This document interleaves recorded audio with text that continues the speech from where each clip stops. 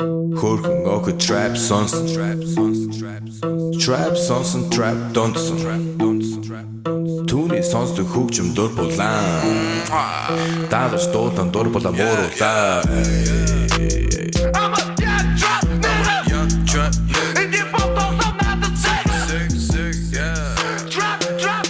Hey, bro, welcome to a brand new MMA Roasted Podcast. It's me, Adam Hunter. I want to thank our sponsor, Speedweed. Listen, marijuana is legal in California. Don't leave your house to get it, okay? Get it delivered right to you. The guy, Gino, he's awesome on the cover of High Times this week. And they have everything from marijuana edibles to CBD to THC sex lube to macaroons to food to chocolate to coffee to energy drinks to you name it, they have it. And it's the best stuff. Mention MMA Roasted, you get $10 off, $100 or more. Check them out, MMA Roasted.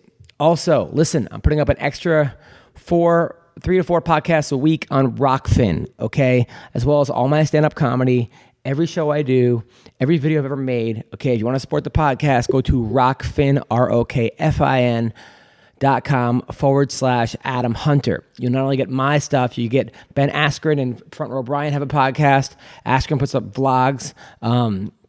Nick Diaz has stuff he puts on, exclusive stuff that you can only see. Chael Sonnen has stuff that you can only see there. AJ Agazon, that dude has stuff. It keeps going. There's comedians up there. There's politicians. There's right-wing radio hosts, okay? And the good thing is that it really helps out the people who put up the content. They're paying very well. And if you support me and you like what I'm doing and you want to hear more, or you just want to be like, yo, Adam, thanks for the 5 years of free content. Okay, I like what I got. You know, even if it's $10, you can cancel anytime. It's $10 a month. And that's like $2.50 a week for an extra, 3-4 hours of entertainment. All right, so support me at rockfin.com/Adam Hunter. Also, I got to talk to you about my stuff, Nature's Oils Online. A lot of people are hesitant to try hemp-derived CBD oil because they just don't know where to start. There are so many different products and brands. Hard to know which product's right for you, how much to take, when to take it, how to know if you're getting too much, all right? But this family-owned business, family-owned, you got to support the families, okay? They not only provide the highest quality U.S.-grown hemp-derived CBD products, but they also give personal guidance on choosing the right product and finding a dose that works for you. Their hemp is grown in the U.S. without the use of pesticides and is mixed with organic MCT coconut oil. Each batch is third-party lab tested for potency and purity, and the results are posted on their website. They have a variety of products, including full-spectrum or whole-plant hemp oil extract, hemp-derived isolate tinctures, hemp and emu oil pain balm, which I need, and full-spectrum CBD dog chews. And when I tell you, I give this stuff to my dog is so much happier and friendlier and more relaxed, okay? All their products are available on www.naturesoilsonline.com and include free shipping within the continental U.S. Call them directly and ask questions at 469-525-3131. As a special offer for listeners of the show, Nature's Oils is offering a 10% discount of their already reasonable prices, okay? When calling out online or mention discount code ADAM10 to get 10% off, okay? Check them out. It's Michelle and Christian, really nice people. All right, so I did a show last week. It was crazy. I did the Dime Bar. I go up, and I usually go up last because I do the most time, and there's like 15 comics. I go on. The headliner, dude. The headliner, right? But, my friend Jason Andor said, like, when you go on, like, last and turn to 2 people, or 3 people, you're the headliner. 15 people, you're just last. So I go on, and there's a cute girl in the front, and she kind of had, like, short hair and, like, a scarf. And I was like, oh, were you a lesbian? And she's like, no. I'm like, oh, okay, but I could see why people would think. Don't get me wrong, you're a hot lesbian. You're definitely the kind I would go for if I was a lesbian, or even if I wasn't, or if I was single, whatever. And I go, but you do something artistic, I can tell. She's like, oh, I play the ukulele. I'm like, okay, it's hard enough to make it as a musician. Now you're going to play the instrument that no one cares about. Yeah. So then somebody in the crowd was like, oh, that's Sasha, whoever. But he had like a Latin accent. I'm like, what do you have like fans here? And then she's like, that's not my name. I'm like, great. The crowd's heckling each other. And I was like, so, sir, what do you do? And he's like, I got one leg. I looked at him, he had one leg. And I'm like like, how you asked, what do you do? And he's like, I have one leg. yeah. And then okay. So I was like, I have a joke. A one-legged guy walks into a bar, right? So then he was dying. He's like, yeah, I got hit by a car, and I made $8 million in my settlement. I was like, wow, it only cost you a leg. And I go, where are you from? He's like, Mexico. I'm like, you got hit in America, right? He's like, yeah. He's like, in Mexico, they would have rammed you right over again. Oh my God. And then I go, well, at least look at the bright side. You get half off pants. And like, damn, he dude, killing it. He was dying laughing. He was a really good sport. I'm actually gonna put the whole set up on Rockfin. Oh, you recorded it? Awesome. Yeah. So would you sacrifice a limb for that kind of money? for $8 million? Yeah. I mean, with technology they have nowadays, they have like a prosthetic legs. I mean, $8 million, dude. Don't gotta leave your house ever again. $8 million. But do you not want to leave your house ever again? Is I that already something- don't really leave my house. This is the only time I come out and see daylight is to come do the show. Is but- the goal to not leave your house ever again? I mean, if I had to choose, I'd probably lose a leg over an arm, right? Because think of all the stuff you do with your hands and your arms, you know? No, I'd rather lose an arm. Because, Really? Yeah, because you can't walk with one leg. You can't have a prosthetic. You can't really run. It's like a pirate, like a wooden leg, dude. I don't know. I feel like I'd rather.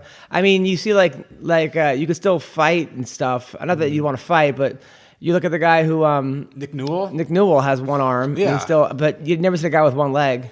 Yeah, There was a true. wrestler with one leg who won. Ended up Anthony Robles.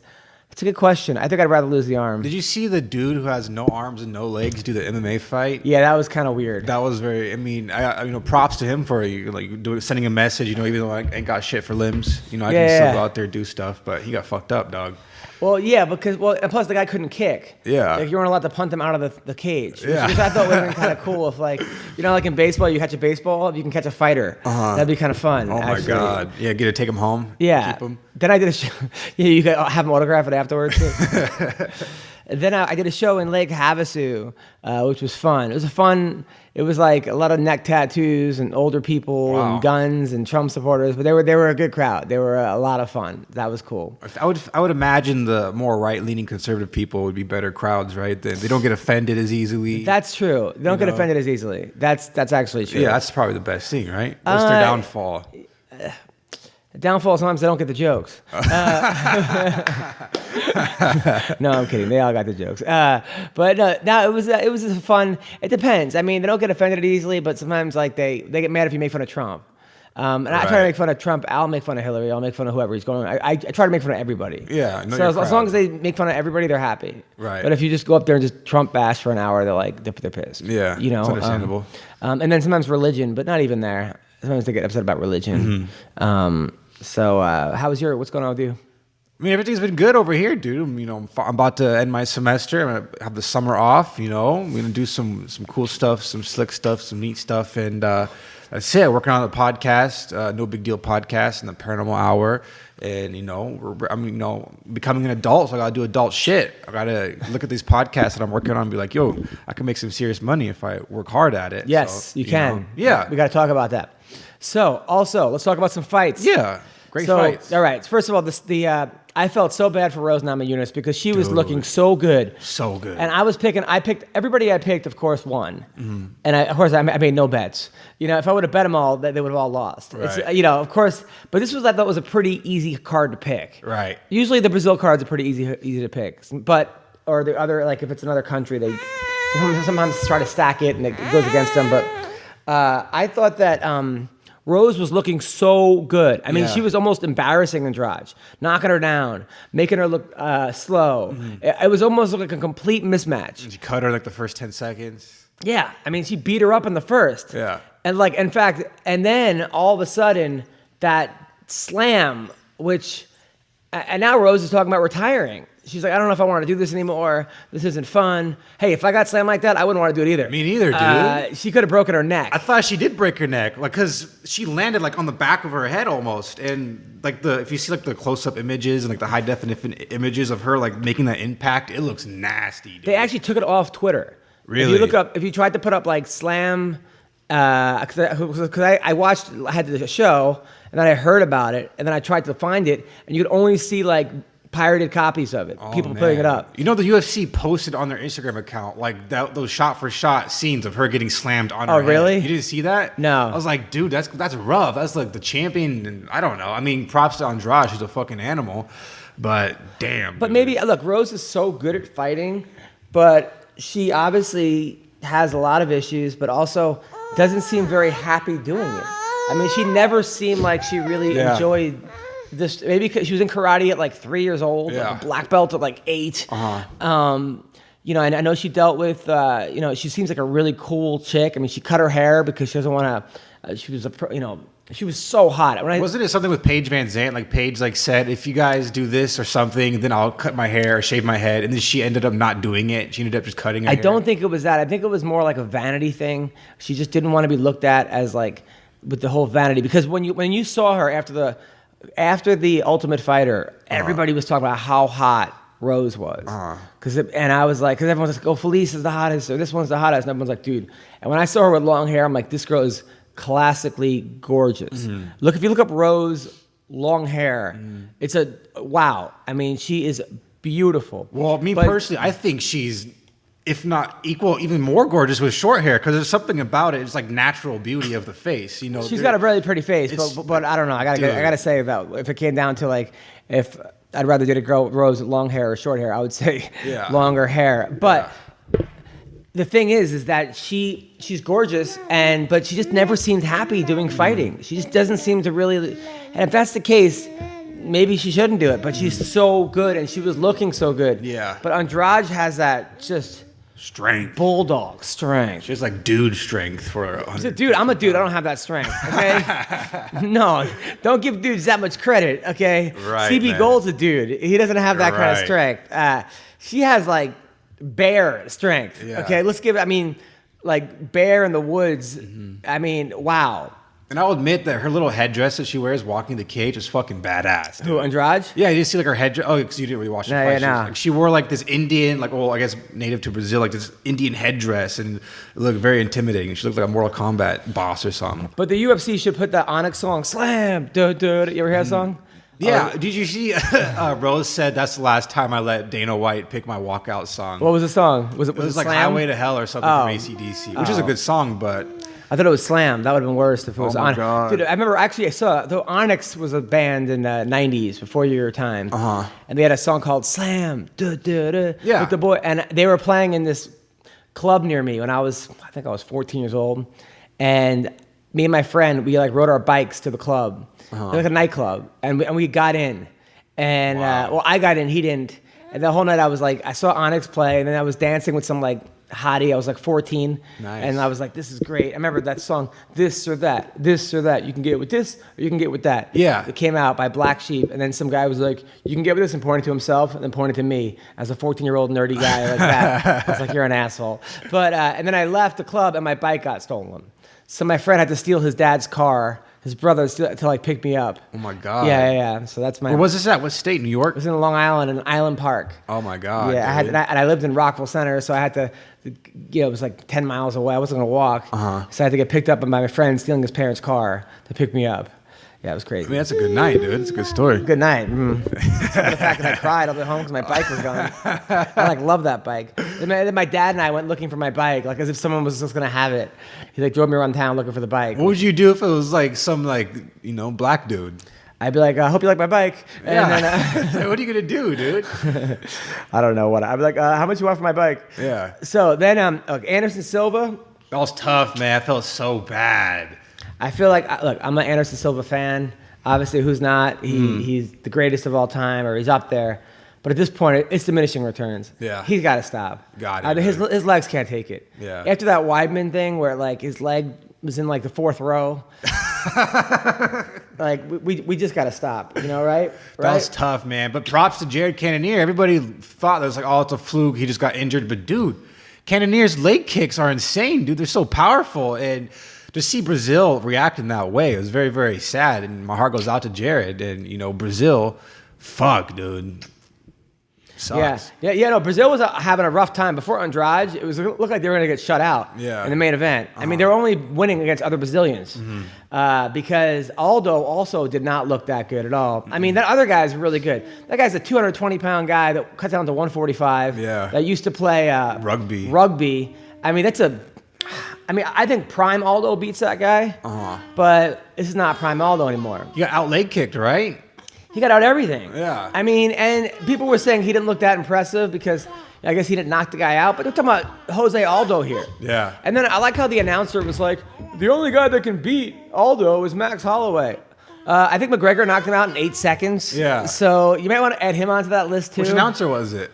Somebody. I don't know if it was Cormier or someone, which... It was Cormier, Dominic Cruz, and I don't know if John Anik was there. I'm not sure. It might have been Cormier, Cormier is an amazing announcer, and so is Cruz.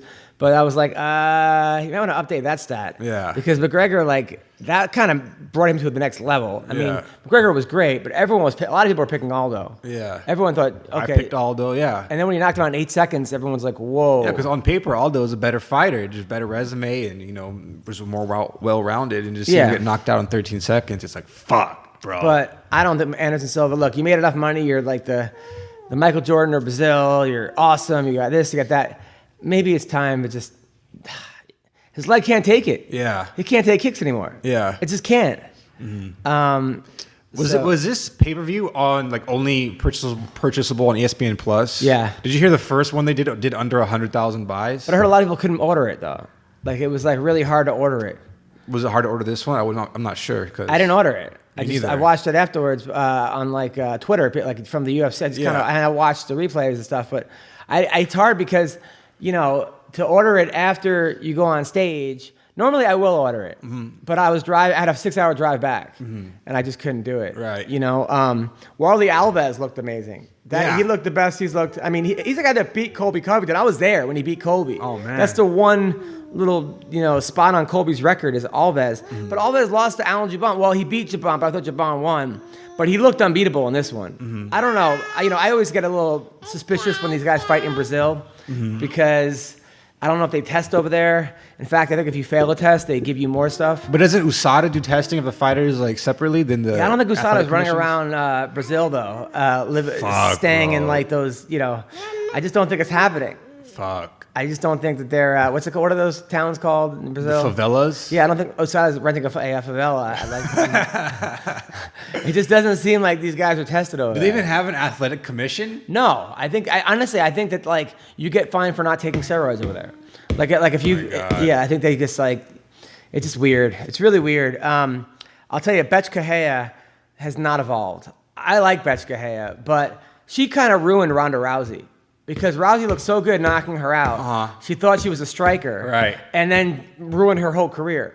But it's Betch Correia's fault that Rousey's in WWE now, or not even. I think she's off it. She's getting pregnant or something. Yeah, she did an interview with Megan O'Leary talking about getting pregnant. I don't know. It's so hard for me to watch Ronda Rousey interviews now because ever since she was in the WWE, all of her videos and all of her highlight videos have been so cringy. Yeah, her acting is so bad. I can't tell if she's acting in interviews because she's just always cringy to me now. It's tough, dude. I don't know. She wasn't very nice to me. She said some really shit. So I was like, but I'm a fan of Mrs. Rousey, the mom. Yeah. Mom I like. Ryan Spann knocking out Big Nog. Dude, that was brutal, dude. Yeah, we're going to get him on the podcast this week. He'll be on Rockfin. But Big Nog's another guy. Look, all these guys should go to Ryzen because they don't seem to test over there either. It's and just take whatever you want. Right. I mean, all the older guys, Big Nog, BJ Penn, Vitor Belfort, he's going over there, Crow Cop.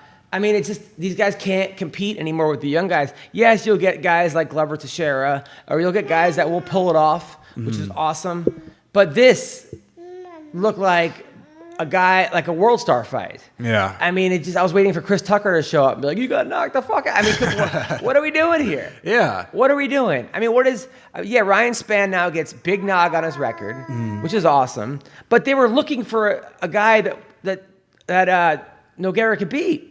Because they had it in Brazil. They wanted Nogueira to win in Brazil. What weight class was this? Was it 205 or heavyweight? I think it was 205. Damn. But Spann looked he looked awesome. But it's good. The positive out of this is that we get another guy to look out for in the light heavyweight division, because for a while this division sucked, and you had what's the dude, Johnny Walker. He's like, everybody wants to see him fight now. He's finishes like, and so this light heavyweight division is slowly sparking up, and now we have Thiago Santos fighting John Jones, and who knows what's going to happen with that fight after that fight happens if Jones wins. Jones is going to win. You think so? I mean, now that I said it, he might not happen, but I think he's gonna win. It's a very good chance. And then BJ Penn should only have 1 round fights because he looked awesome in the first round. He actually looked like, I wouldn't say vintage BJ Penn, but a prime BJ Penn runs through a prime Clay Guida. But at this point, he's 0-8 in his last 8 fights, or maybe 0-7. He has not looked good past the first round. Just give him a 5-round fight. He now has the longest losing streak in UFC history. Wow. Of 7, I think it's 7 losses. Which, I mean, when you saw BJ Penn knock out or stop Kenny Florian back in the day, or stop Diego Sanchez, that amazing BJ Penn, was it Florian that he beat? I know he beat Diego. Like when you saw like prime BJ do that, would you have thought like this guy's gonna have the longest? Like when he knocked out Sean Shirk, or stopped him at least, and then took his blood and ate it. Yeah. I remember watching that in New York. I mean, you were like, oh my God. Yeah. I mean, he's eating his opponent's blood. It's hard to Which, by the way, he then tested positive for stuff because Shirk was like, what happened to Sean Shirk? Every time I think of Baby Shark, I think of Baby Shirk. I kind of want to do a parody, but I don't know if people recognize Sean Shirk at this point. Yeah. It's just weird because it's hard to pinpoint what happened to BJ Penn, because he's a completely different. He's like a different person now, Is he just old? Is he just doesn't give a fuck about fighting anymore? No, he gives a fuck about fighting, but no one in Hawaii tells him that, like, listen, man, you don't have it anymore. Which he has it, just not at the UFC level. Yeah. I mean, he could win an LFA title, maybe. I don't even know if he could do that anymore. He doesn't have it. He doesn't have it. He should just do like the Chael Sonnen Submission Underground stuff. That would be awesome. I watched that last night. You watched that? No. Jake Ellenberger beat Diego Sanchez in it. Awesome. I mean, the problem is that almost everyone goes to overtime, and then they start in an armbar or a rear naked choke, and whoever escapes the fastest wins. That's like the Eddie Bravo rules, right? Yeah, so it is like a win, but is it really a win? Like Jake Shields beat Paige Van Zandt's boyfriend. Oh, Vandervoort. Yeah. Or husband. And, how do you beat him? In overtime. Okay. And then what's his name? Matt Mitrione lost to some jiu-jitsu badass, but in overtime. Yeah. So it was a lot of in overtime stuff.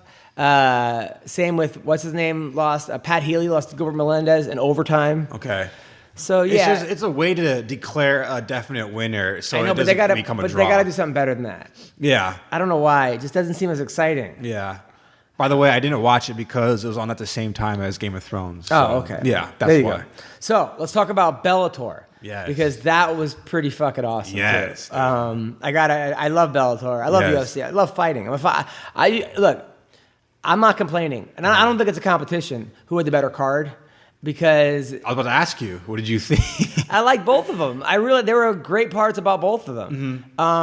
Number one, I liked MVP losing, because I like MVP as a fighter, but I didn't like when he made that Ronda Rousey getting knocked out video. He made a video of her getting through the Ronda. He's definitely done some distasteful things in his career, but it's for promotion. I get it, but he doesn't have to do that. He's good enough. He doesn't make fun of another amazing fighter's or athlete's demise, especially Ronda. It's like she already got knocked out. Like the Ronda dance.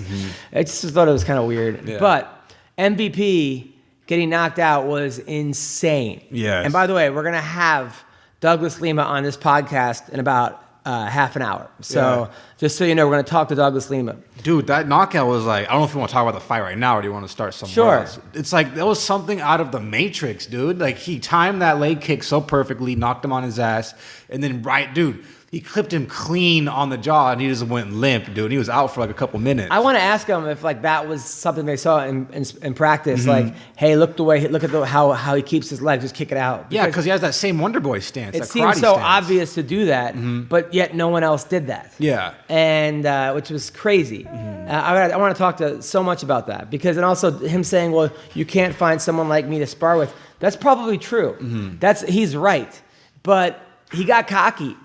And you knew it. Like, when you do something wrong, like him, Roy Jones, Anderson Silva. There are guys out there, Wonder Boy, where they get away with so much because of their athletic ability, the fact they're doing it. Like Prince Nassim, their hands are down, chin is up, but they're so unconventional, and they're doing everything almost like mechanically what you're told not to do, and they're making it work for them, which is awesome, until it doesn't. Yeah. You know, until and is he going to come back from this? Because a lot of guys like Prince Nassim was killing people. He was just going through everybody, and he was doing it. He looked amazing until he ran into Barrera, and then he never came. He had one fight, and then he got into a car accident. He was doing like 120 in his Ferrari, fled the scene of the accident. Did like major time in jail, prison in England. Now he's like 700 pounds. Never was able to come back. Roy Jones, after he got knocked out by Tarver, never was the same fighter. I mean, yeah, he won some big fights, but I mean, after that he was getting knocked out by Glenn Johnson and this guy and that guy. He never was the same fighter.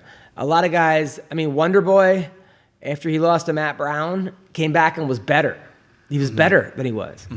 So MVP, I like the way he handled it. He laughed about it. He said, "Oh shit, nice shot." He said, "If anyone's gonna hit me, I'm happy it's him." He said, "Bring it on, haters. I can't wait to see the memes. Yeah. You guys were all waiting for this." Good sport, dude. Good sport. But I want to see if he comes back. Now, is MVP, is he known for having a chin? Because I feel like I haven't really even seen him take a punch like that. He's never taken a punch like that. Yeah, so, I mean, if you just look at him, he looks like a dude that would, fall to the mat pretty easily because he just has like 0% body fat and like that super narrow, skinny head. So I was just wondering if this is just setting the blueprint on how to, beat MVP with the counters. I mean, I don't know. I mean, if he keeps with that wide stance that you could just kick out from under him, it seems like that's a pretty good way to beat him. Yeah, so it's just, is he going to hold up if he goes to the UFC, or what's going to happen? Goes to the UFC. I don't know what contract he's under, but I don't know. We'll see. I mean, look, the fights where he's won, where he's knocked people out, the Dave Rickles fight where he stopped him, and some of the other fights, he's looked amazing. But then there were some fights where he looked awful. Even the Paul Daly fight was like, he didn't look good in that fight. He won, barely. There was another guy he beat from, what's his name's gym? The gym over in Temecula, which he barely won. He had a couple fights that he was getting booed and he barely won. So, I don't know. It's a good question. But Lima was prepared. Yeah, dude. I mean, super prepared. I love Lima, dude. I felt bad for Chandler. Oh, yeah. What do you think about that? I don't know. When I first saw the stoppage, I didn't think it was a bad stoppage because he didn't really protest it and it looked like he didn't know where he was. And then when he got his wits about him, he was like, "Oh, I knew where I was, blah, blah, blah." He did get hit in that strange spot, like right behind your ear. That the knocks first off punch your that knocked him equilibrium. down? Yeah. And I don't know. I mean, man, I felt bad for him. I mean, I personally think it was a good stoppage, a fine stoppage, only because he dropped, he fell to the ground, and he took 3 unresponsive shots. He didn't respond to those shots. And when you're a referee, you don't want to be known as a guy, you don't want to be known as Mario Yamasaki, who lets guys, take a pounding and lose brain cells. So I understand the stoppage. The only thing I didn't like was the punch to the back of the head, like the last punch that knocked him down again, after the ref already stopped it. That was weird. That was fucked up. I mean, those guys hate Chandler, though. The Pitbull brothers, they do some weird shit in Bellator where they had him out on seemed like it was in Europe on a boat, and they were interviewing both of them. Yeah. I mean, what was that? It was kind of strange, huh? You think? Yeah. What's going on? Why do they have to do that? Can't they just get a room? They have to be on the Riviera in France doing an interview? I appreciate the cinematography. It's very strange. I didn't actually hear the audio, but I was like, because I was playing video games and watching the fights, and they were showing that. I was like, what the fuck is happening? Are these 2 dudes fighting? Are they doing a drug deal? What the fuck is going on? It looked like it was a date or something. Yeah. It was like a bad dating show. Yeah. It looked like it was on Blind Date where those things used to pop up, and they were not, the whoever writes those things, the bubbles would pop up. Yeah, I know what you're talking about. Yeah. And then Jack Yeager. Okay, let's talk about that. Your for a joke second. was hilarious. Oh yeah, well it looked like Post Malone. First of all, Yeah, you're spot on. People say it looked like Jack Black, but you said Post Malone. I was gonna like, put Jack Black Yeah. actually. My first thought was it looked like Jack Black but the problem that I didn't want to do it was Jack Swagger versus Jack Black. There were too many Jacks in the sentence. Yeah. And one of the rules of comedy is don't repeat the word in the same sentence more than once. So I was gonna put Jack Black, And then I was like, and then I asked my buddy, and he's like, Post Malone. I was like, but I'm happy because it got like, 1,000 likes. Yeah. But I think Jack Black was my initial choice. But Post Malone is more, current. Yeah. But then everyone's just to write Jack Black under it. I'm like, fuck, I should have just trusted my instinct because I think Jack Black might have done better. But regardless, look, Bellator, if you're going to give these like what they're called squash matches. This is his second squash match in a row, right? Yeah, and you're going to do that.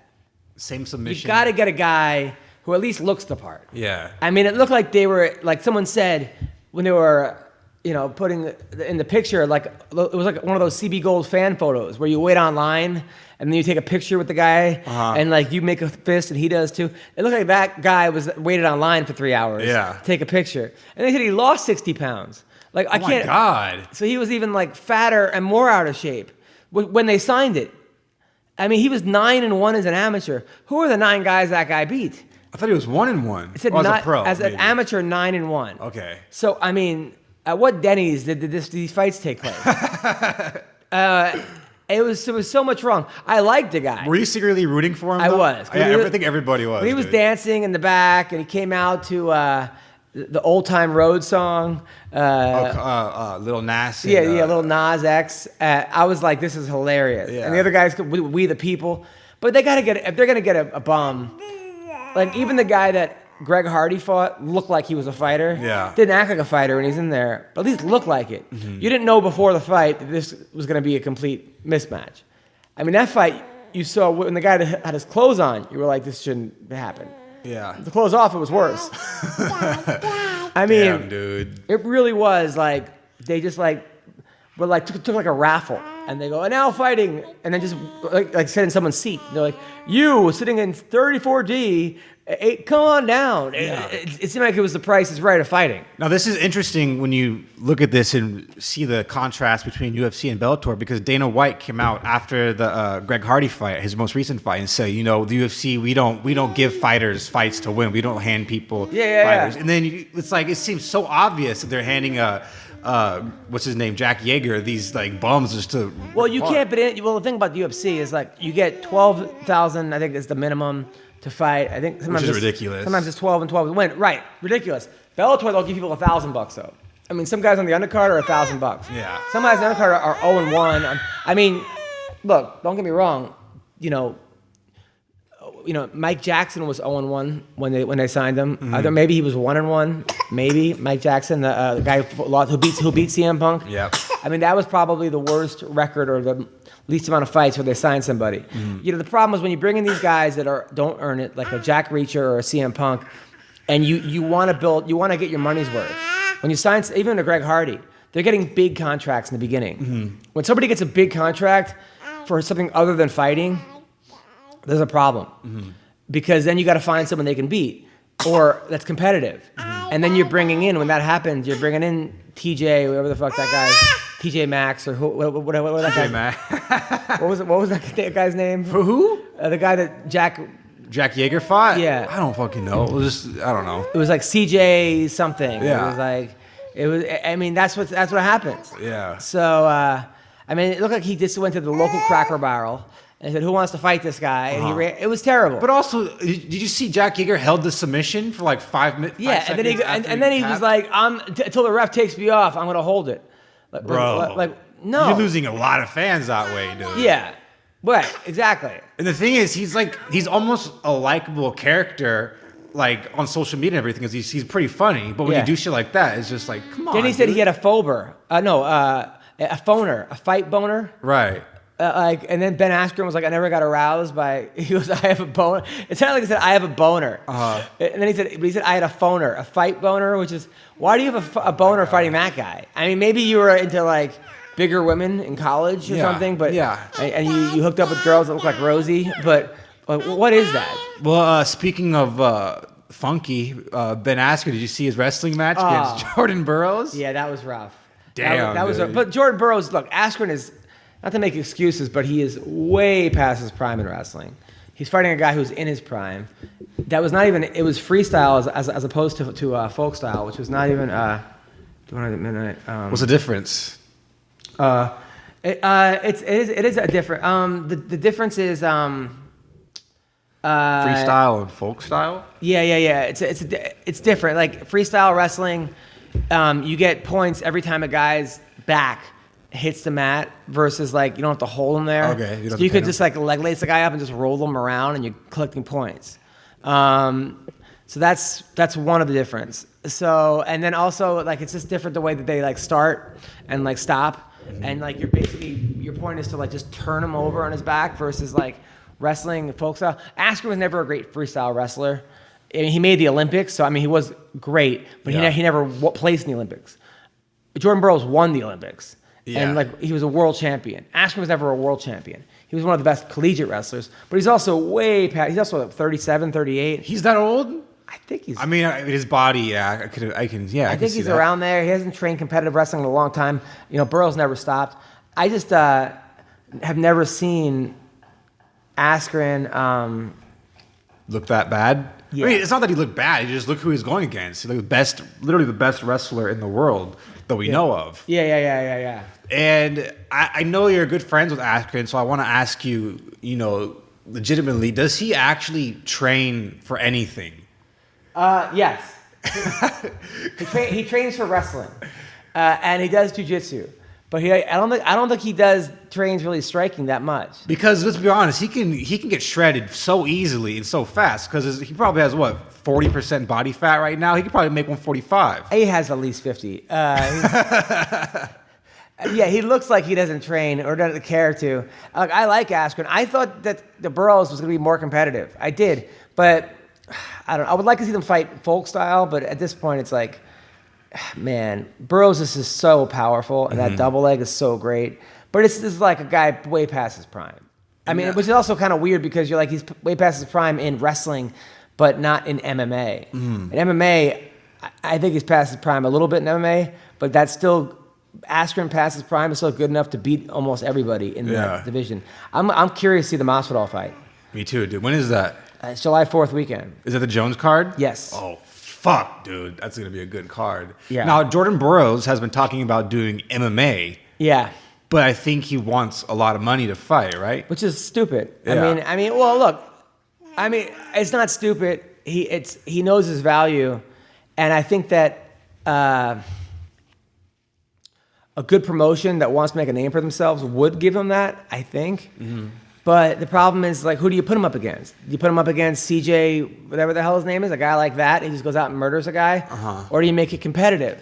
And if you make it competitive, you put up a guy like, it's hard. I mean, there are promotions that I would do that, like Ryzen or a 1FC or even like a Brave, like when they have that Middle Eastern money, they would do it. Maybe a Burroughs versus a Bubba Jenkins. I mean, Jenkins beat him in college. Are you serious? Yeah, in wrestling. But maybe not in college. He beat him, yeah. Jenkins beat Burroughs in wrestling back in the day. Shout out to Bubba. Yeah, Bubba beat almost every world. Like, he beat Molinaro in wrestling. He beat Dave Taylor, pinned Dave Taylor, who's like another, I think he's a gold medalist or some kind of a world champion. Bubba was insane. So you do like a Bubba Jenkins versus Jordan Burroughs in a fight. That'd be awesome. What organization is Bubba with now? Brave. Brave? They have the money. I mean, they have Middle Eastern money. Bro. That's next level money. That is. And what weight class would Jordan Burroughs fight at? Because he doesn't look that big. He looks jacked, but not like big. I don't know. I don't know. Whoever it is, put together that fight. Imagine signing a contract to fight Jordan Burroughs. Dude, I'd be scared, bro. Cause I think Bubba would beat him. Well, I'm talking about me. Right now. Yeah. I think Bubba would beat him. I mean, Bubba has more weapons. That is a good fight. Let's Burroughs start tweeting. is a better wrestler right now. Well, speaking of friends of the podcast getting fights, our boy Vince. Yes. Finally, dude. Yes. Finally. He's on the Minnesota card. Really? Minnesota? Yes. June 29th. Who's headlining that? I think it's it's a good card. I believe it's June 29th, so next I month? believe it's Woodley Lawler. Oh, shit. Yeah, I think he's on that card. Dude, good for you, Vince. We got your back, dog. We're going to get some Weendawg shout-outs. Yes. Yeah, some MMA Roasted shout-outs. So also, by the way, you know who is looking really good in Bellator is AJ McKee. Yeah. That kid, undefeated. They should put way more promotion into that kid. I mean, he beat Pat Curran. Pat Curran is a great fighter. Great fighter. Yeah, a little past his prime, but still awesome. AJ beat him, made it look pretty easy. Yeah. I mean, he had taken down once, but there's no damage. I would even give him that round. So shout out to him. And then we're also this week going to have Tawan Clayton on the phone. Tawan Clayton? How do you say it? Tawan Claxton? I don't know who that is. He's a guy in Bellator, undefeated. He was knocking everyone out with like flying knees like 6 seconds in. Cool. And he beat some other guy that was like, he was beating this guy's ass so bad. And then looked at 50 Cent and was like, what up, 50? During the fight. Yeah, Tawan Clayton. That's Tawan awesome, Clayton. dude. Yeah, he's an awesome wrestler. Black dude, just a badass guy. He was at Jessica I's gym. Then I think she went to Vegas, and I don't know, there's different gyms now, but yeah. So anyway, shout out to Tyler Diamond. Yeah, we won his dude. LFA fight. Fought a tough guy. This guy Neil, undefeated guy, Tyler took him down. The guy started yawning. What? Like, yeah, he was looking at the camera and did like a fake yawn. I thought it was like legitimately tired. No, like fake yawn. Oh, okay. Yeah. It was actually pretty funny. Yeah. But the guy was good, and Tyler was hurt. It was a great fight. If you want to watch a good fight, watch Tyler Diamond versus Neil, John Neal. But someone said like Neil Diamond, I made that joke. Oh, real original, dude. No, that was actually kind of funny. I don't know. I'm sorry, I'm ugly. Yeah. I know. She didn't like that joke. All right. And then Josh Berkman fought, and he lost his fight. He retired, but dropped his mouthpiece, picked it up in the middle of the fight, and put it back in his mouth while the guy was trying to hit him. So he was like picking up mouthpieces while dodging punches. Damn, dude. Yeah, that's pretty badass. It was pretty badass. Protect them teeth. And I gotta tell you, the PFL, you watched that? No. That was on Thursday. I just nothing but fights this week. Kayla Harrison. It was a good fight. Kayla Harrison won. She fought a good girl who actually had her back in the fight. The girl only was like 11-2. Only 2 losses were like UFC stars, and it was the last minute opponent change. And Kayla made it look easy. That was the only time she's in trouble. She's a monster. I mean, she won one round 30-25. One on one court 30-25. Wow. Yeah, she's gonna be. She's. Is this Tony Martin's girlfriend? Yes, okay. Rocco. He goes by Rocco now. Oh, sorry, man. I'm sorry, Mr. Rocco. When I actually met Kayla, I was like, dude, when you probably gonna win $1 million. She goes, probably. I didn't want to say you're gonna win $1 million because I don't want to jinx her, or like I don't want to make it seem, But she got mad at me. She actually got mad, and then I tried to pay for her and Rocco to come in, and they refused to let me pay to come into my comedy. They're like, no, we support you. Oh, that's cool. They're class acts. That's awesome. Kayla Harrison, and if you don't know Kayla's story, she was a 2-time gold medalist judoka, and only person ever from America to ever win the gold, did it twice, and then was molested by her coach, who's now in jail, and she took all kinds of sexual abuse from her coach, and now she goes around the world talking about being a survivor, dealing with it, and wrote a book about it. Wow. And she's a really strong, that's awesome, beautiful, sweet, kind, awesome person. Well, then she deserves all of that money, dude. By the way, how much of that money do you think they actually get? All of it. Really? 100%? It gets broken up to like if you win it, it's like all your fights combined is $1 million. So it's like 4 fights to win $1 million or something. But like $250 but you get the $1 million. Okay. Yeah. You get the $1 million. That's cool, dude. No taxes are taken out of it or anything. I'm sure they pay taxes. Okay. They live in America. So they're not Trump. Yeah. So Magomed Karimov. Let me guess. He won. He won. He beat John Howard, who has autism. And it was just. It's not funny, but they're like. The way that they said it, like, I love Randy Couture, but he's like, yeah, he recently found out he had autism. Like, he recently found out he had autism. It's like, guys, I got to break it to you, but I have autism. Yeah. They're like, well, that made a lot of, they're like, well, he clarified it. It made a lot more sense, like why certain things, he did struggle in school and this and that. But, and then Ray Cooper beat up his cousin. He fought his cousin, Zane Kamaka. And he looked like he was fighting his cousin. Really? Like, I never saw Ray Cooper angrier than when he fought. He was upset because his cousin entered the tournament. He thought it was disrespectful to go into his weight class. Oh, shit. But it was the second cousin. But, like, the whole family was divided. I always find it so strange when, like, relatives or close friends fight in the same weight class. Like, for example, who is it? Oh, yeah, Valentina Shevchenko. Her sister is, like, in the same weight class as her, right? Yeah. Antonina. She just got wrecked by Roxanne, though. Oh, yeah, that was pretty awesome. Yeah. What else do we have coming up this week? There's no fights this week, right? Hell yeah, there is. Not in the UFC. First of all, this May 17th, Aoki is fighting on ONE FC, and so is Sage Northcutt. Oh, shit. You know what? It's so crazy. The Northcutt family is so strange and creepy to me. I just found out Sage has a brother who looks exactly like him, and who's even more jacked than he is. Is he a fighter also? He trains at Team Alpha Male, yeah. Really? Yeah, I don't think he has any like pro fights, maybe, but he trains with them, so we'll probably see him. So 1FC is May 17th, which I believe is Friday. Okay. And then that's Northcutt's on the card.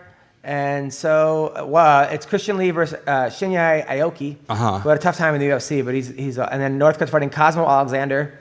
I don't know much about that guy, but also on the prelims, Gary Tonon's on it. Really? Yeah. Is he fighting some Asian dude? Yeah, but he's fighting someone good. I mean, he's only like 3-0 or something, but he's fighting Yoshiki Nakahara, who's 13-4. He's 4-0 Tonon. But that's a good fight. Yeah. And the guy he's fighting is 13-4. So he's got 17 fights. Experience. Yeah. And then in KSW, Scott Ashcam, who's a good fighter, a really good fighter, is fighting Michael Materia. I don't know who that is, but also on the card, Norman Park, who's been on the podcast before, who came to my show. Hilarious dude, he's good. He's really good, Norman Park. He's on that card. Thiago Silva's on the card. Thiago Silva's the guy who went nuts or whatever, and had a standoff with police. But Silva was a great fighter. I mean, he's a great fighter at one point. Oh my God! By the way, this is the first time Violet has ever smiled at me directly, so I feel very happy right now. But this Saturday night, Kevin Lee versus RDA. That's this Saturday. Yep. Woo! Thank God, dude. I thought there was no fights this weekend. Kevin Lee, I got him.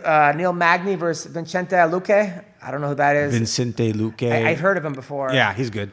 I think he'll beat Neil Magny, even though I don't really know much about him. I think Magny's he just doesn't look good. By the way, can we light a candle for RDA? Because the UFC is not doing him any favors by giving him all these dominant wrestlers. And we know that's like his primary weakness. I mean, Neil Magny's last fight should have been stopped way earlier. He was taking a pounding against, wasn't he fighting somebody that was like a fucking monster? Neil Magny? I'm talking about RDA. No, but Neil Magny, I'm saying. Wasn't he fighting somebody that was like, they were like, stop this fight. That was I think, it sounds very familiar. My memory is very bad. Also, Sahara Eubanks versus Aspen Ladd. That's a fight I'm looking forward to watching. Aspen Ladd beat Tanya Evinger and in like 2 seconds. Was running through everybody. And Sahara Eubanks is good. Yeah. I hope to see that she makes weight into this fight. Yeah, I was about to say she has a lot of trouble in that. But at 135, I think she'll make it. Also, Ian Heinrich, who's the guy that came on the podcast that like the whole story, got arrested and this and that. Cocaine in his ass. Yeah, he's fighting Shoeface. Oh fuck! What? Shoeface is good. Yeah, I think he could be champion. Was that 170? So it's Coke ass versus Shoeface. Oh my God! It's Coke That's stomach hilarious. versus Shoeface. That's so funny. Nick Lentz is fighting Charles Oliveira. That's a good fight. Okay. I hope Lentz wins. That is a good fight. And then that's the main card. Megan Anderson is fighting Felicia Spencer. I don't know much about Felicia Spencer, but she's 6-0. Okay. I like Megan a lot. I do too. She's a cool chick. She's hot. Grant Dawson, my friend who has complete ADHD. Love that guy. Came to see my fight in Missouri. Got tested positive, but like something that got overturned. He didn't know what he put in his body. He's fighting Mike Trezano, who's undefeated. Should be a good fight. Desmond Green, who I like, the Predator. Yep. Fighting Charles Jourdain. Patrick Cummings versus Ed Herman. Not sure what's going on here, but these guys need wins. Both of them Cummings needs a win. Yep. Zach Cummings is my boy, taking on Trevin Giles, who's 10-0. They never give Zach Cummings an easy fight. Nope. And he's got like this dad bod, pasty dude. You know he's going to get cut in the first... he's going to get cut walking to the fight. But I love him. Yeah. And Julio Arce is taking on Julian Arosa. So, yeah, it's going to be... That is a good fight card, dude. Yeah, I love this card. Excited. Yeah. I love this card. By the way, do we talk about Tony versus Cowboy? We did not talk about that fight. I hope Tony's okay, man. I do too, but I hope Cowboy wins that fight, honestly. I like both of them. I love Tony Ferguson and I love Cowboy, but Cowboy is just, you see that fire. You see the fire. Tony's in him, dude. texts me like randomly out of nowhere. Really? He'll be like, dude, we got to do something together. And then I'll never hear back from him. And then he'll send me these pictures of like his new gym, or like just randomly, at like 3 a.m. Dude, get him in the podcast, dude. I'd love to meet Tony Ferguson. I will. Talk about aliens and shit. Yeah, that's exactly what. Okay. Yeah. Another fight: Nick Diaz versus Pettis got announced. Nate Diaz. Yeah, versus Nate. Anthony Pettis. I mean, I'm not too crazy about this fight. I'm sure it's gonna be a good fight. It's just Why? I wanted to see Nate fight like one of the top like few dudes in the 155. You know what I'm saying? Pettis is one of the best guys. I thought, is it gonna be at 170? Because I know Pettis just moved up to 170. I don't know. It's a good fight. Yeah. Come on. It is a good fight. I'm more excited about the Ferguson Cowboy fight, but that's a good fight. Yeah, I can't it wait. is. First of all, just the stare down alone. The Nate Diaz. I mean, come on. Yeah, I am excited for it. I had my hopes so high for like Nate versus Dustin or Nate versus Khabib. It's like, God damn it. But I'm sure, it's going to be a good fight. No doubt about that. No big deal. So, anyway. Well, that's our card. That's what we're talking about. That's it. That's it, dude. Actually, no. All right. Well, let's talk to a guy who just beat MVP. Yeah, dude. Douglas motherfucking Lima. Douglas Lima. What's up? How's it going? Douglas Lima, how are you?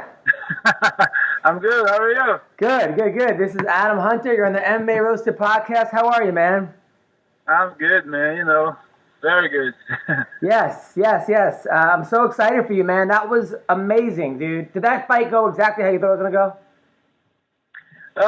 Yeah. I was looking for the knockout. That's the way fans enjoy the fights, and for the style of the fights that we bring, I was very satisfied with the finish for sure. Now, how hurt were you? I was dazed, man. I was very hurt. Not very, very. I mean, I came back quick, a couple of seconds, but man, that punch really landed flush on the forehead, so I was able to recompose right away. He felt very comfortable after, and that's when we caught him catching in, so it was good. Now, when you were looking at tape of him and studying him, did you realize how close and how open that leg was going to be for you to check it? Yeah, I mean, I knew the leg kicks was going to be there, but I also knew he was going to be good at countering it and moving out of the way. He's a guy that's very hard to hit, from the style that he brings, that wide stance. If I hit him, I knew I was going to hurt him, no matter what. But it's just about finding the timing for it. Now, he said that there's nobody that you could bring in to emulate him. And I kind of thought he was maybe right, except for maybe like Wonder Boy or something. Was it hard to find somebody that like do his style? Honestly, I wasn't really worried about it. I know, man, I can't find a guy that fights like him. You know what I mean? He's unique. He's got his own style. We kind of mimic him. I believe my training partners, my gym, my team, we got people to imitate anybody, so we didn't bring anybody special for that as far as sparring partners and stuff. I just stay with my partners, my brother, the training partners that I have here. So we just worked around it, No, dude, I was so happy for you, man, because, like they were saying that you don't get the respect you deserve. And I think they're right. It seems like you're one of these guys that, like, the hardcore fans know and love you, and they all thought, oh, this is going to be a tough fight. But most people were all about MVP. Yeah. Man, being on the sport for like more than a decade already, got 50, over 50 fights already. And I really think I don't get the credit, that I deserve. So you don't, man. But after this year, I feel like everything is starting to change. I've got a bunch of messages. People really enjoy that fight. That knockout, that finish. So it's kind of. Hopefully it'll be a lot better from now on. Well, MVP is also very arrogant, very cocky. I remember when Ronda Rousey got knocked out, he made a video making fun of her, doing a dance. He rubbed a lot of people the wrong way. So I think a lot of people were happy to see him. But, I mean, we'll see. We'll see if he can come back. Yeah, I mean, that's his style, But, at least towards me, he never showed any disrespect, you know what I mean? So for that, I can't say anything about him. Of course, it happened before against other guys, other opponents, but, towards that, I can't say anything. But definitely a lot of people are happy to see him lose the way he did, though, Totally. No, it was crazy. I mean, I didn't even know how good his chin was because he'd never been touched. You're the first guy to ever actually punch him. Yep, that's true. And I said that before, man. He's a hard guy to hit. Nobody really hit him before. And but man, those 3 punches he was trash though. At least especially the last two. He connected really clean. I don't think anybody would have stand after that, But hitting him standing, especially with the hands, is very difficult because he moves very fast. He moves out of the way very fast. But I knew the kicks was going to be the way to stop him and to slow him down. I knew it was going to be the kicks. Now, when you first moved here in Brazil, you moved from Brazil to the U.S. To Atlanta, right? Yes, sir, to Atlanta. Mm-hmm. Did you get picked on a lot, or did you know the language? Was it hard for you to adjust? Yeah, it was hard at the beginning, but man, when I moved here, it was back in 2000. I was 11 or 12 years old, so we picked it up pretty quick. I went to middle school, high school, so in about a year and a half, we were able to pick up the language. Of course, the accent's still there. 20 years later, I still have this strong accent. Yeah. But I'm able to get around. It's hard in the beginning for sure, but everything changes. We adapt, to Atlanta, to the lifestyle. So everything was really, starting to get a lot easier for sure. Now, was it hard because the women are so much hotter in Brazil to have to go from? Because that's gotta be tough, right? You're right, but I was a kid, but you know. That's funny, man. I mean, girls in Atlanta are pretty too, but Brazil. I would hate my parents if they took me from Brazil, just based on the hot chicks alone. Yeah, there's a lot of beautiful women out there. If you go there, you may not come back. Yeah, no, I'm not. I have a wife, and I threaten her. I'm like, I'm going to Brazil. I'm not coming back. Forget it. Yeah, you're good. Then you got to see. That's why I got me a Brazilian wife, and stay in the same. Absolutely. Yeah. Now, did you do any when you came out here? Did you already have a jiu-jitsu background or a kickboxing background or a Muay Thai? No, I never trained anything in Brazil. I've always wanted to do capoeira, when I was a little kid. But I never had the opportunity, so couldn't do it. I started training, I think I was 13 years old. That's when I did my first jiu-jitsu kickboxing class, and I fell in love with it from the first class. That was pretty good.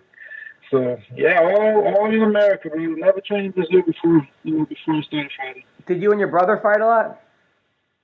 Yeah, as a kid, of course. There was a lot of fighting between us, and of course, I was the oldest, and he was the one that always started the fights. But, yeah, we did fight a little bit as a kid. But, your brother's doing some wars, man. I love watching your brother fight, but he's got to hold his hands up higher. He lets these guys punch in the face too much. He's got to hold his hand higher? Yeah, he's always getting punched in the face. He's tough as hell. I know, man. It's coming along, though. You see, those last two fights, got a KO. His last fight, he was really good. Tough decision. Everything is coming along good. Yeah, no, he is. He's good. He's awesome. Your brother's always been good. But I think that man. I think he's starting to embrace the big moment. I feel like the big moment used to get to him, and now and now it's not getting to him anymore. Exactly. Yeah, it was definitely, I don't know. Everybody gets caught. All those punches that he got caught before was pretty hard too. But it's coming along, man. He's getting very more comfortable, inside the cage. Not letting the nerves, the big show get to him, like you said. And he's still got a lot to show, man. That kid is a beast, and he fights good. Yeah, no, I like him a lot. He's a nice guy. Both you guys are super, super nice. Now, you guys, your first loss was to Matt Brown. Matt Brown he had no idea that he was fighting you. He said he never would have taken the fight had they known it was against you. Yeah, man, I fought him. It was in Atlanta. It was my first loss. It was here in Atlanta. Shoot, I think I was 18 years old, and he told me about this guy, and this groom, man. Shoot, first loss, man. I got tired fighting him. It was definitely a good experience, though. But, good thing, it turned out, he was an incredible fighter. Later on, made it to the UFC, had some awesome wins, and, at least was against a really tough guy, No, well, look, you bounced back hard. You're up against Matt Brown, but you came back super. Look at you. A lot of guys would have just folded. Then when you finally got to Bellator, they put you up against Steve Carl and Ben Sanders. I mean, and then Ben Askren. They just threw you the wolves. Those are some tough guys. Yep. I mean, I went straight to the tournament. You know, my first fight in Bellator was the first tournament. So all tough guys. It was him, Chris Lozano, and then Ben Sanders. And, you know, Askren was the champion at the time. So after the tournament, I had to fight him. So it's good. Tough fights, you know, makes you stronger. Yeah. You know, so it was a good experience there, you know, with those tournaments. It was fun, man. Now, how do you think Askren's going to do against Masvidal? Man, Askren is just a tough guy, man. He always finds a way, you know, to get into people's leg and get him down.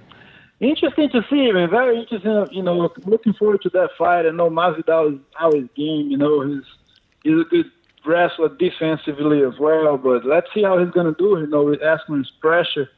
You know, if he's able to stop those shots, man, he's got it.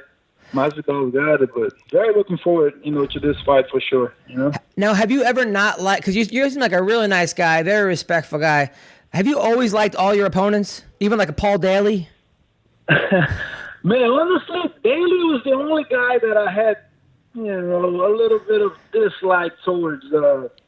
You know, leading up to the fight. You know, all of the interviews, all the smack talk. One thing that really pissed me off was when I was injured. You know, I had a knee surgery, and he told me that I did that to avoid him. You know, and man, that really got to my nerves, man. That really threw me off. You know, but other than that, nah, not really, man. Everybody seems to respect me as well. Not a bunch of people talk smack to me, you know. So, yeah, I think Daly was the one that I can remember, the one that I disliked the most, you know, leading up to the fight was Daly. Yeah, he seems to do that to a lot of people. I was actually pretty impressed by MVP because after you knocked him out, he woke up. You could tell he didn't know where he was, but then he started kind of laughing about it. Like he said to you, like, "You got me, you got me." I thought that was actually pretty cool of him. I gained a lot of respect for him. Yeah, no, man, like, sure, leading up to the fight, the whole time, ever since I know MVP, he always showed me a lot of respect. And we were like that with each other, you know, mutual respect on both sides. And, you know, I knew it. I knew he was going to be like that. I knew he was going to talk smack and stuff like that because he always showed me the respect, you know, ever since the beginning. No, I have a lot of friends that fought Rory McDonald, like Jake Ellenberger fought him and Tyron Woodley. They just say something. They say something about him. It's just really awkward. He makes good fighters look bad by doing things that other people in the gym don't do.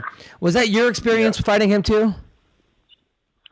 Yeah, I mean, it's just one thing that stood out to me against him is his toughness. Man, he is so tough. Like that injury that he had on his leg, you know, throughout the fight, man, most people would have quit, you know, after 3 rounds. You know, he was like, for him to come back on that 5th, man, with that pain and still fought, you know, still got me down that 5th round and fought, you know, that to me showed the kind of heart that he has.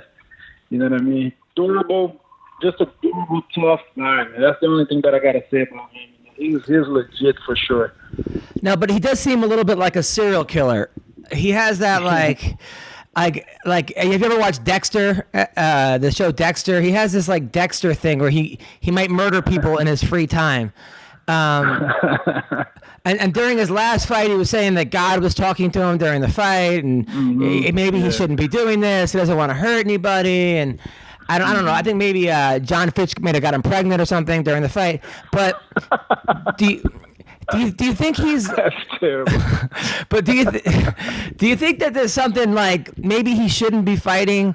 Maybe like there's something. Maybe he just. I mean, he took a lot of damage in those Robbie Lawler fights, and maybe he just is something about him. Maybe you're like, maybe this guy really isn't mentally right for this right now. Yeah, you know, he is definitely like a serial killer. Was definitely a job that he was doing besides fighting. That's, of course, that's the look that he had before, but he has definitely changed, man. I've seen a lot of change in him, especially after what he said. You know, a change of heart for sure happened with him. And let's see, man. If he really thinks like that, I don't think you can fight thinking like that. You know? Yeah. I think he's got to make up his mind, and it's his time to hang the gloves up. It's time. You know what I mean? Because you gotta go into a fight, against a guy that's trained to hurt you all this time. You can't go into a fight thinking like that. You know what I mean? You gotta fight hard. If you're scared to hurt somebody, you shouldn't be there. But let's see. Hopefully he'll decide what to do. Hopefully I mean, it's like me saying I'm a comic, but I don't want to make people. I can't make people laugh anymore. I feel bad. It's just you're gonna. I mean, they're really. I mean, very few guys. Like Damian Maia said that he did like a jiu-jitsu where, he did this advanced jiu-jitsu where he could beat people by not hurting them, but very few guys can really do that. I mean, there's a very few guys. That really can do that. Very few. I mean, I don't like to hurt people neither, but it's a fight. I'm there to do my job. My main focus is not go there to break people's legs and stuff like that, Yeah. But it's still a fight, if you get injured, if you get hurt, it's just consequences, you know what I mean? But the focus is to win the fight, no matter what. And, hug it out after all that, but you gotta go to win no matter what, you know what I mean? Totally. Now, what about you? So you're married with kids? Yep, got 2 kids. I'm married for like 10 years almost. 10 years? Yeah, 5 years. We got married 5 years ago. But 5? You don't even know. It just feels like 10 years. Now, is it a white girl, black girl, Brazilian? Brazilian. Actually Brazilian. Man, we're actually from the same city in Brazil. Better here in Atlanta. There's a town here in Atlanta called Marietta. There's a lot of Brazilians, so that's why I picked. Oh, nice. Nice. Got 2 kids, 4 years old. Nice. Been a blast in it. And then how old are your kids? 4 and 5. My boy is 4, my girl is 5. About to be 6 in July, so still young, still a good experience. It's good to be able to have a family doing this. Do you do all your camps in town, or do you have to leave town? Most of the camp, I do it here. I've been going to Thailand, not a lot, but I try to go to Thailand every time now before camp because it's so good, man. I love the type of training. I love Muay Thai, and the weather there is super hot, so it's good to, keep the weight down because, man, you lose 10 pounds, 12 pounds a session right there every time you train, So wow. 12 pounds a session? I love the city. Wow. I wish I would have known. I would have sent my ex-girlfriend there. You should. Bro. It's time the place to go. Now, but is it hard being, because I know as a comic, for me, when I'm away from my kid, I get like physically sick. I feel terrible. For a day, I'm okay, 2 days, but like after like a couple days, I get, Is it hard for you to be away from the kids? Yeah, bro, it's terrible. I think it's like that for everybody, I try to go at least 10 days, but man, after 10 days, after a week, after 10 days, everything gets hard. All you want to do is go back, think about the kids and stuff.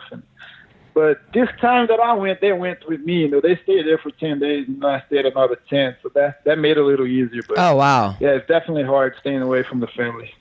I mean, the wife sometimes, I actually like being away from her. I think that helps our relationship. But that's funny. I'm not kidding. That we can get away with. Yeah. The wife, I'm all right. A couple days away from the wife, I think it actually makes our relationship better. But the kids, I get upset about. Yeah, the kids are something else. That's funny. So, now you're at an ATT in Atlanta, right? ATT, yeah. There's 2 ATTs in Atlanta. One is my coach's. My coach has one over there in Atlanta, and ours, me and my brothers here in Garnett. It's like 40 minutes away. But we've been here for we opened up for 6 years ago, and everything's going good. A lot of good fighters and up and comers, so everything's doing good in the gym for sure. Now, are you the best guy in the camp? Because everyone always says you can't be the best guy in the camp, but I'm like, who's better than you? Nah, but there's always somebody that comes here and kick my butt for sure. You can never be the best guy. Who comes that kicks your butt? Who kicks your butt? Come on. Come on, a lot of people. Name one. Who? Like Froggy MMA? Froggy what? Does Froggy kick your butt? The little Asian dude and the girl. Don't they go to your gym? Froggy MMA. No, they don't go here. Oh, I don't know who that is. Oh, okay. So, what about Renato Laranja? Now, I hear that you're ducking Renato Laranja. Is that true? I'm ducking You tell man, I never met that guy. Man. He's a funny guy. I heard his leg. He's in jiu-jitsu, right? I didn't even know he trained. I didn't even know he started looking him up. That guy's funny, man. No, he said he actually he was thinking about challenging you, but you said you want no part of him. So I'm like, all right. Nah, I'm good. Okay, good. I'm good, running from now. Of course you are. But I did see that you guys train with some wrestler, right? There was a wrestler that placed in the NCAA's this year, and then I think you or your brother said, yeah, that guy trains with us. I think it's talking about Tess, right? Yeah. I was training. I think that was the Karashkov camp that I did last year. There was a bunch of wrestlers that came here to help out, and one of them, he did do a big tournament. He was at the MCAA a couple of months ago, right? Yeah. Yeah, I think he got second place. Yeah, legit wrestler. That was good training right there. Same size as well, you know. So those guys, so that's pretty cool. So a couple of like NCAA wrestlers come into your gym, and then you train with them, and they probably have a really good. That probably helps you a lot. Is it hard not kicking them in the head, or like going for like ankle locks? Yeah, I mean, if I'm gonna bring a guy like that here, man, it's gonna be just his game, you know. Yeah, we can't put gloves or anything, so you just wrestling. But it's good, man. It just feels good getting beat up. I'm telling you, you know. It's always good when you go to a training session when you can't do a thing with the guy. So I love when guys like that comes around, and it's good. It's definitely good. That's awesome. Puts you in your place, puts you in a place and make sure there's always room to improve.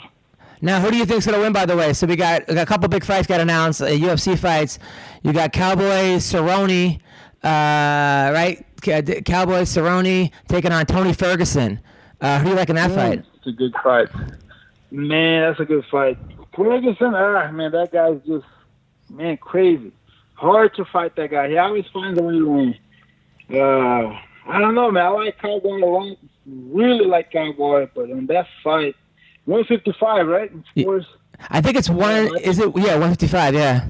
Yeah, I think Ferguson pulls that off, man.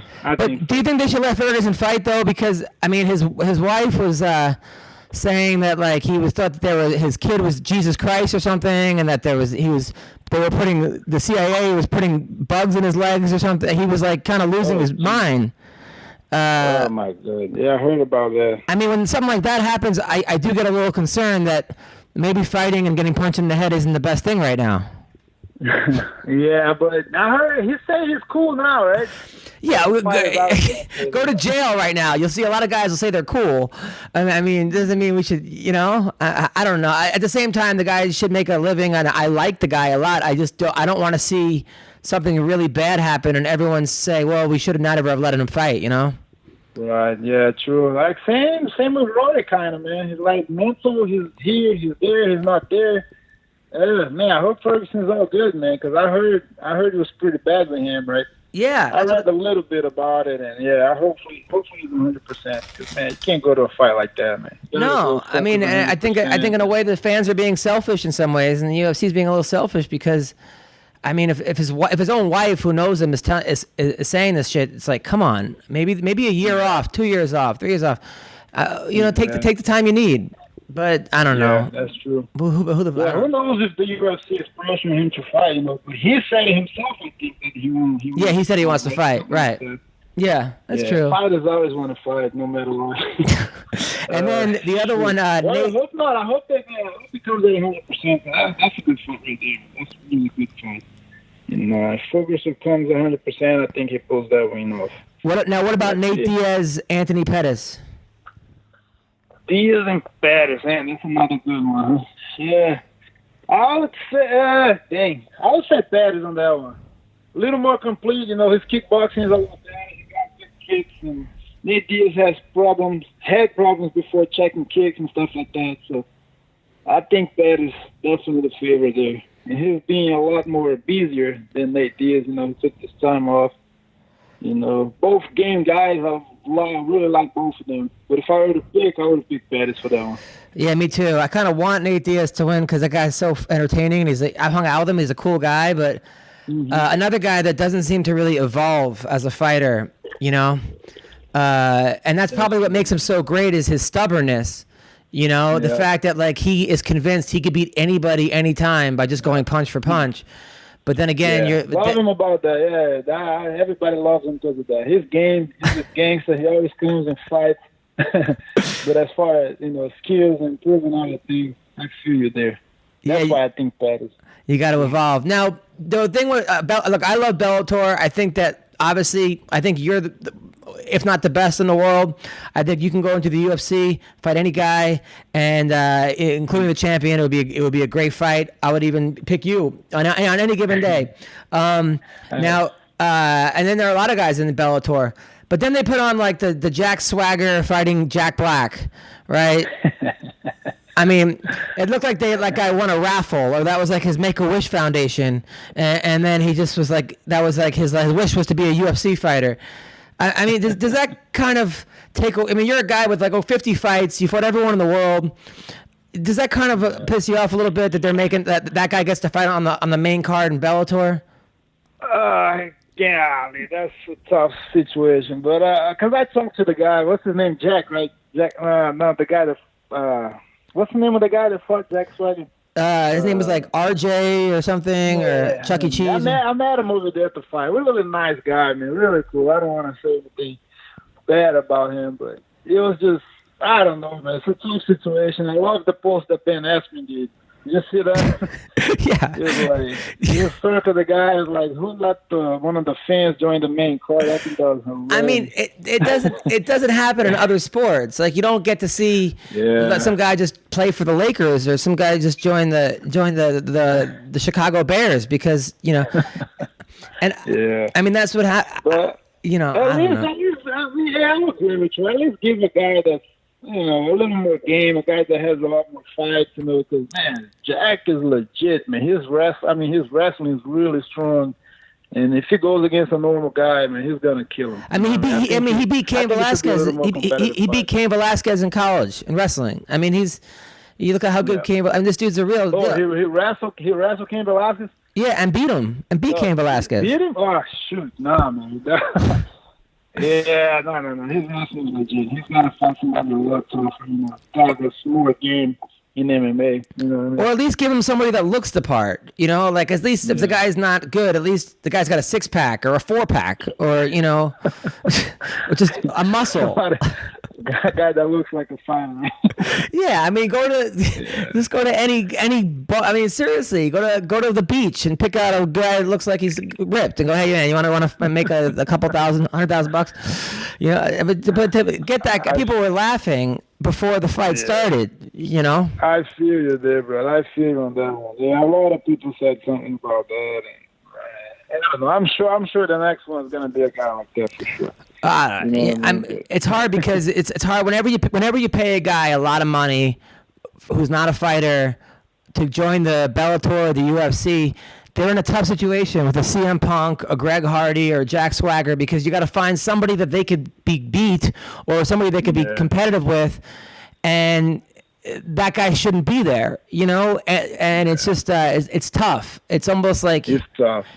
But I understand why they're doing it. I'm not a promoter there. That's a tough situation for sure. But yeah, but whatever. Yeah, man, I don't know. What did your wife say? What did your wife say? Because Brazilians are pretty honest. Brazilian women.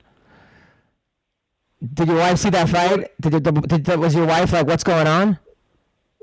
She's talking about the fight, about Jack's fight? Yeah. No, she didn't say anything about that, man. She was just there. I haven't brought her to my fight in like 9 years, so she was just excited to be there. I decided to bring her for this one. Oh, nice. And, she was just happy to be there and stuff like that. She doesn't understand she doesn't know all the new guys and stuff like that. She knows the guys that's been fighting for a long time. People that's been in Bellator for a while, but the new guys are just coming in. She doesn't know any of them, so gotcha. She was just there enjoying the fights. Has she already figured out how she's going to spend your $1 million? Of course she does. All she wants to do is go to the Louis store and new purse, this and that. So I'll give that $1 million 2 months. 2 months? Oh my God! Maybe 2 months. Buy a room full of purses. That's it. Oh my God, that's crazy. That's crazy. I'll probably keep $50. The rest goes for them and the kids. Yeah. You know how it is. I feel you, man. I feel you. Well, listen, Douglas, you're the best. Thanks for coming on the podcast. Have a good rest of the week. I can't wait to watch your fight against the winner of Rory versus Gracie. I appreciate it, brother. Man, thanks for the time. You know, a lot of fun. Anything, just hit me up, brother. All right. Appreciate that. Thanks so much, Douglas. Take care. All right, brother. Thank you. Bye. All right. Thank you, Douglas Lima. That's our podcast today. What do you got coming up? You can go follow me on Twitter and Instagram at the Weendawg, TheWeendawg. Go subscribe to No Big Deal on SoundCloud and iTunes. Leave me a 5-star review, and that's it, dude. This Thursday night, I'm at the Gotham Comedy Club. Friday and Saturday at the West Side Comedy Club at 9 o'clock. And then I'm also at the Broadway Comedy Club at 10 in New York. And then also I'm at the Ventura Comedy Club next Thursday, Friday, Saturday. June 6th, I'm at the Avi Casino in Laughlin, Nevada. Let me see what else we got here. Let's see what we got. June 6th, Laughlin, Nevada. I'm at the Comedy Cave in Calgary, June 11th to the 16th.